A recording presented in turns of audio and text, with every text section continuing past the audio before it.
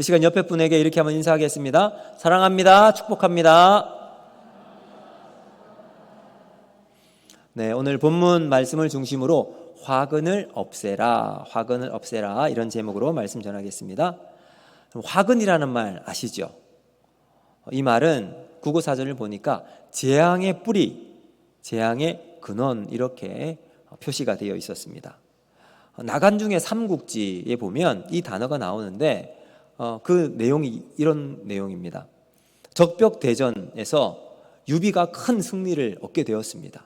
제갈량의 지략으로 그 어마어마한 조조의 100만 대군을 무찌르게 된 역사적인 순간이 이 적벽대전에 나와 있어요. 이제 조조가 자신의 군대를 다 패하고 난 다음 도망을 가고 있었어요. 근데 제갈량은 이미 조조가 어디로 피할지 도피로마다 군사들을 다 보내어서 탁탁 다 막고 있었습니다. 그리고 도망가는 그 군사들을 다 박멸시키고 있었어요. 이때 제갈량은 각 군사들에게 어디로 가야 할지 무슨 일을 해야 할지 다 명령해서 맡겼는데 관우에게는 아무런 명령을 내리지 않은 거예요. 그냥 영내 그대로 머물고만 있었습니다. 그러니 그 용장인 관우가 얼마나 황당하고 화가 났겠습니까? 그래서 자신에게도 임무를 달라, 명령을 내려달라라고 하자 제갈량이 뭐라고 했냐면 당신은 이미 조조에게 몸을 한번 의탁하기도 했고 은혜도 입었다. 그래서 당신은 당신의 성정상 조조를 처리하지 못하고 보내게 될 것이다 라고 이야기를 하자 이 관우가 절대 그런 일이 없다고 믿어달라고 해서 이제 갑니다.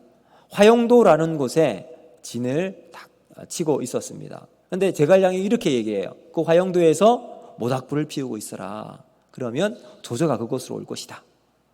관우는 그대로 했습니다. 사실 좀 이해가 되지 않았겠죠. 모닥불을 피우고 있으면 연기가 나니까 조조가 그곳을 피해서 다른 곳으로 갈 것이라고 생각했는데 아니나 다를까요? 이 조조가 다른 곳으로 가지 않고 진짜 그 모닥불을 피워놓은 관우가 지키는 곳으로 온 겁니다. 그런데 이 조조의 행색이 너무나도 초조해요. 100만 대군의 그 어마어마한 장수가 기마병 일부만 데리고서 초라하게 쫓기는 신세가 되었던 거예요. 그리고 관우를 만납니다. 그럼 관우가 어떻게 했을까요? 관우가 제갈량의 말대로 조조를 그대로 보내주게 됩니다. 이유가 뭐냐면 이 관우가 타고 있었던 족토마, 천하 명마라고 하는 족토마가 누가 준 거냐면 조조가 이 관우를 회유하려는 목적으로 준 말이었거든요. 이 조조가 탁 내리면서 자기의 정말 애마였던 족토마를 탁 쓰다듬으면서 그래 네가 은혜를 입었지 하면서 조조에게 빗대어서 이야기를 한 거예요. 이 관우에게. 그리고 관우는 그 이야기를 듣고 차마 이 자기가 받은 은혜 때문에 죽일 수가 없고 그냥 살려보내 주었습니다. 자, 이 사실을 제갈량이 듣고 난 다음 제갈량이 이제 조조가 이 유비의 삼국 통일을 하는데 큰 화근이 될 것이고 이 사건으로 말미암아 유비는 큰 고생을 하게 될 것을 이야기합니다. 실제로 패잔병 이 조조를 살려줬던 관우는 그것 때문에 유비가 천하를 통일하지 못하고 관우는 전장에서 죽음을 맞이하게 되었습니다. 작은 것이지만 그냥 내버려 두게 되어서 이게 엄청 커지게 되어 결국은 화를 당하게 된다. 이게 화근입니다. 그럼 이것은 우리의 삶을 통해서도 경험하게 될 겁니다. 별것 아니라고 무시하고 간거하고 그냥 문제될 것 같지 않아서 넘어갔는데 사소한 그 문제가 우리의 발목을 잡을 때가 있다는 거죠. 제가 군에 있을 때 아마 군을 갔다 오신 남자분이라면 군에서 제일 많이 걸리는 질병 중에 하나가 바로 봉화지염이에요. 봉화지경. 이건 그냥 상처가 났을 때 치료하지 않고 있으면 여기에 병균이 침투해서 피부를 괴사시키는 거예요. 근데 우리가 뭐 집에서는 약간 긁혔다고 해서 이것 가지고 크게 하지 않잖아. 반창고 하나 바르면 되는데 근데 신기하게 군에 가 있으면 이 작은 상처를 그냥 치료하지 않고 놔두어서 여기에 병균이 침투해서 나중에 의무실에 가보면 의무병이 봉화지겸이다 하면 그때는 이걸 막 찢어가지고 이 소독약이 얼마나 따갑습니까? 그 소독약을 묻힌 것을 가지고 찢은 그 상처 부위를 막 헤집습니다. 얼마나 아플까요? 그러니까 그런 이 봉화지염이 있습니다. 겉으로 보기에는 별 상처가 없는데 근데 톡톡 건드려 보면 간지럽기도 하고 또 속이 골마 있어요. 심각한 경우는 이것 때문에 팔을 절단하기도 하고 다리를 절단해야 될 경우도 있다고 합니다. 작은 상처를 그냥 내버려 두었다가 크게 낭패를 당하는 경우입니다. 그러므로 작은 것 내버려 두지 말고 화근을 없애야 한다라는 거죠. 오늘 본문의 배경은 사사시대입니다. 여러분, 사사시대는 이제 꿈에 그리던 가나안 땅을 모세가 죽고 난 다음 여호수아가 이어서 이스라엘 백성을 이끌고 가나안 땅에 들어가게 됩니다. 자, 들어가게 되면 모든 일이 다 끝났을까요? 아니에요. 그때부터가 진짜 시작이에요. 이제 여호수아가 각 지파들에게 지시를 내서 땅을 다 분배합니다. 유다는 여기, 베냐민은 여기, 에브라임은 여기. 그래서 각 땅을 착착 나눕니다. 지파별로 땅을 다 분배를 받았어요. 근데 문제가 뭘까요? 이미 분배받은 그 땅에 가나안 백성들이 살고 있었다는 거예요. 그럼 어떻게 해야 됩니까? 분배받은 땅에 가나안 사람이 살고 있으면 그 사람들을 쫓아보내야죠. 같이 살 수는 없으니까. 분배받은 그 땅, 아무도 살고 있는 땅이 아니었기 때문에 거기에는 이미 가나안 사람이 살고 있었고 어떤 지역은 부족 국가의 형태를 다 만들고 있었던 곳이기도 했습니다. 그럼 뭘 해야 될까요? 이제 이때부터는 정복 전쟁을 해야 되는 거예요. 때로는 지파별이 연합을 해서 우리가 먼저 이곳을 점령할 테니까 나중에 도와달라. 그래서 연합작전으로 점령하기도 하고 때로는 독자적으로 지파별로 독자적인 전략과 전술을 가지고 가나안 백성을 물리쳐야 했습니다. 오늘 이스라엘 백성은 열심히 가나안 땅을 정복했지만 그 일을 완전히 이루지 못하고 가나안 족속 중 일부가 이스라엘 백성과 함께 그 땅에 살아가고 있는 모습을 우리에게 보여주고 있습니다. 여러분, 여기에 갈렙이 나오고 온니엘이 나와요. 갈렙은 헤브론을 상속받은 유다 지파의 장수예요. 리더입니다. 근데 이제 정복하려고 가다 보니까 아주 강력한 성이 남아있는데 그 땅은 기럇세벨이라고 합니다. 드빌에 있는 주민들이 워낙 강성한 거예요. 그래서 이 땅을 차지하려고 하니까 자원하는 사람이 없습니다. 그래서 상품이라고 할까요? 상을 내겁니다. 뭘까요? 이 땅을 점령하는 사람에게 내 딸 악사를 주겠노라. 그러니까 지원자가 나갑니다. 그 사람이 바로 온니엘이에요. 온니엘이 자기가 가겠습니다, 내가 가겠습니다 해서 자원해서 그 땅을 점령해서 악사를 아내로 얻게 됩니다. 자, 여러분, 이렇게 이제 가나안 땅의 한 지역을 점령하고 가나안 백성들을 물리치고 있는 내용들이 오늘 본문에 나오고 있습니다. 근데 하나님께서는 가나안 땅에 들어가기 전부터 모세를 통해서 또 여호수아에게 끊임없이 하신 말씀이 뭐냐 하면 그 땅 가나안 백성을 다 물리치라, 이렇게 이야기합니다. 헤렘을 선포해서, 이 헤렘은 진멸이에요. 진멸은 남김없이 다 섬멸하는 거예요. 그것이 남자건 여자건 어린아이건 노인이건 상관없이 양과 모든 생명이 있는 것은 다 진멸하는 것이 바로 하나님의 전쟁 헤렘이었습니다. 가나안의 모든 것을 불태우고 없애라, 이 강력한 하나님의 명령을 받았습니다. 그런데 어떤 일이 벌어졌을까요? 그 말대로 지키지를 못하는 거예요. 하나님께서는 왜 가나안 땅의 모든 것을 다 진멸하라고 했을까요? 남아있으면 그 사람들을 성읍을 세우는데 노예를 쓸 수도 있고 집에 종으로 사용할 수도 있을 텐데 그런 거 상관없이 다 진멸하라라고 명령을 한 겁니다. 딱 한 가지예요. 남아있는 저 사람들이 화근이 되기 때문에 그렇습니다. 가나안 땅 전체에 흘러나오는 우상 숭배의 전통이 이스라엘 전체를 나중에 불태울 수 있기 때문에, 사로잡아 모든 것을 없애버릴 수 있기 때문에 그렇습니다. 하나님의 명령은 전부를 깨끗하고 거룩하게 만들라는 말씀이었지만 이스라엘 백성들은 철저한 순종보다는 타협과 협상이라는 방법으로 그들의 땅을 차지하려고 합니다. 그런데 그 작은 실수가 이스라엘을 하나님으로부터 멀어지게 하는 끔찍한 결과를 만들게 되었다는 거죠. 우리가 세상을 살아갈 때도 똑같은 원리가 적용이 될 것입니다. 세상에서 하나님의 말씀을 지키고 살아갈 것인가, 아니면 타협과 협상으로 살아가야 할 건가? 아니, 우리가 이 정도면 괜찮지, 이 정도면 되겠다 하는 마음이 우리에게도 사실은 있습니다. 근데 오늘 말씀을 묵상하면서 우리가 온전히 우리 자신을 하나님께 드리는 것이 어떤 것인지 살펴보며 은혜를 나누고자 합니다. 첫 번째, 호르마의 믿음으로 나아가라 라는 겁니다. 우리 17절 말씀 같이 보겠습니다. 17절 시작. 유다가 그의 형제 시므온과 함께 가서 스밧에 거주하는 가나안 족속을 쳐서 그곳을 진멸하였으므로 그 성읍의 이름을 호르마라 하니라. 아멘.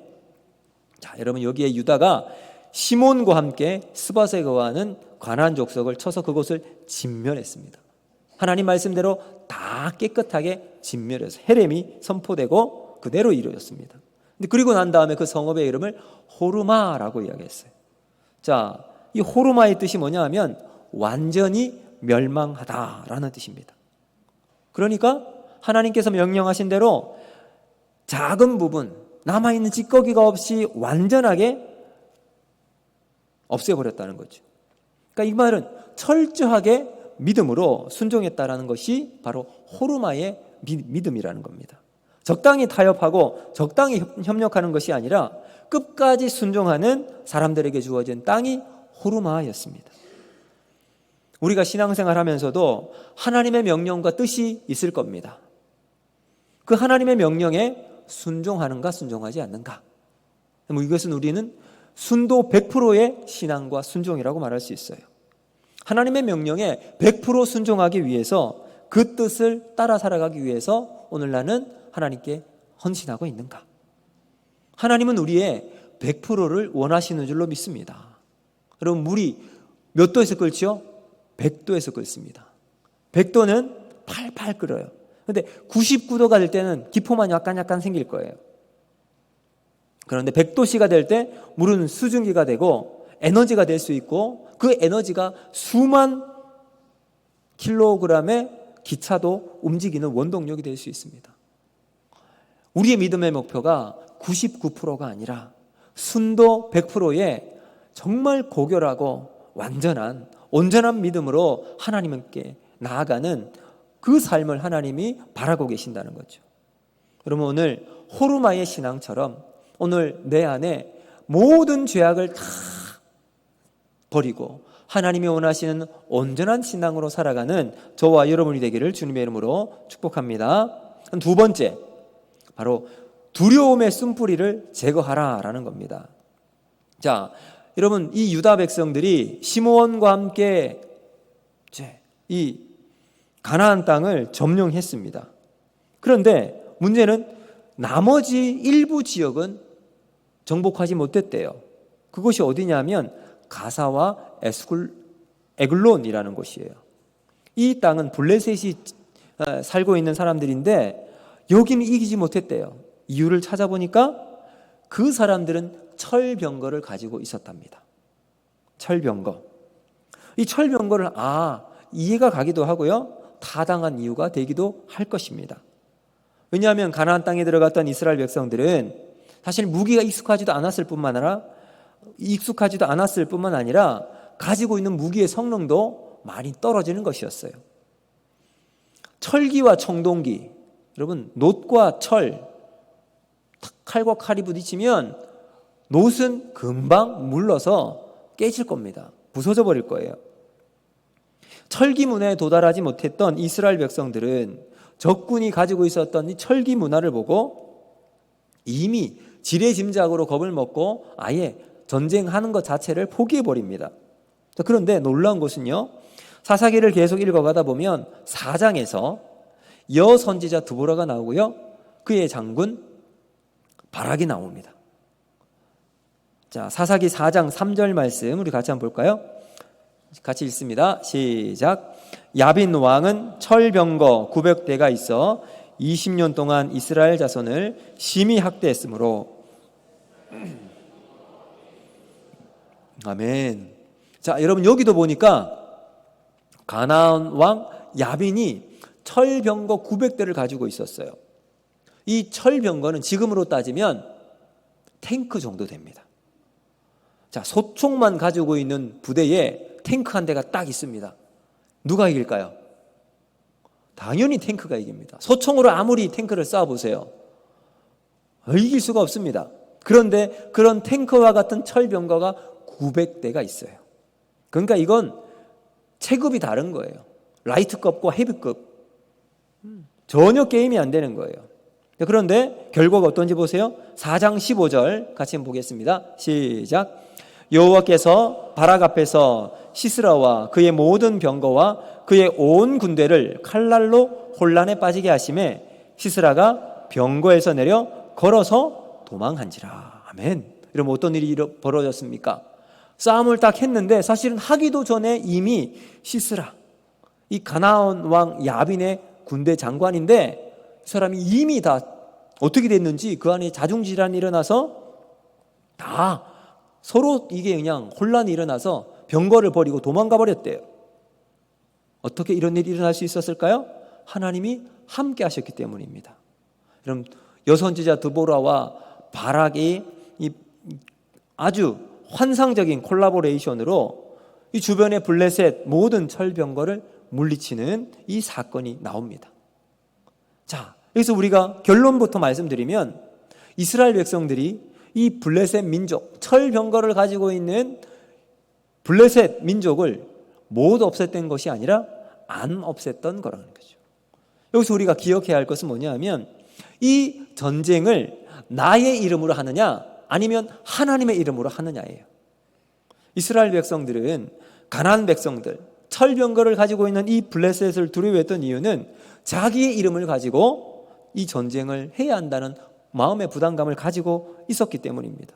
그러니 선뜻 나갈 수가 없었던 겁니다. 왜요? 나가면 당연히 깨질 게 분명하니까, 패하고 죽음이 눈앞에 있는 것이 선하니까 차마 나갈 수가 없게 된 거예요. 여러분, 그런데 기억하시길 바랍니다. 이 전쟁은 우리의 싸움이 아니라 하나님의 싸움일 줄로 믿습니다. 하나님의 백성들이 믿음으로 가지고 나아가는 전쟁입니다. 두려움이 우리의 마음을 사로잡으면 그 전쟁터에 절대 나갈 수가 없어요. 만약 나간다 하더라도 백전백패가 될 것입니다. 사랑하는 성도 여러분, 우리 안에 하나님을 의지하지 않고 보이지 않는 환경이나 가나안의 철병거가 우리 눈에 보일 수도 있습니다. 그것이 우리를 두렵게 만들 수도 있을 겁니다. 자, 우리는 이런 경우에 쓴뿌리라고 말씀할 수가 있어요. 우리 안에 깊이 뿌리 박은 두려움의 쓴뿌리입니다. 존 파이퍼 목사님이 이 쓴뿌리를 이렇게 이야기를 했습니다. 보실까요? 쓴뿌리는 마음속 깊이 자리 잡은 악독함을 가리키는 말입니다. 우리가 믿음으로 살아가지 못하고 여러 가지 이유로 열매를 맺지 못하는 경우입니다. 쓴뿌리는 부정적인 내 마음의 감정들, 또 마음의 상처들, 말씀을 듣지 못하게 만드는 우리의 죄악들이 우리 마음 깊이 자리 잡아서 열매를 맺지 못하도록 우리를 딱 막아버리는 상태예요. 자, 그렇다면 문제는 뭐냐? 이 쓴뿌리를 뽑아버려야 하는데 뽑다가 내 마음이 더 크게 상처를 받을까 봐 두려움이 사로잡힙니다.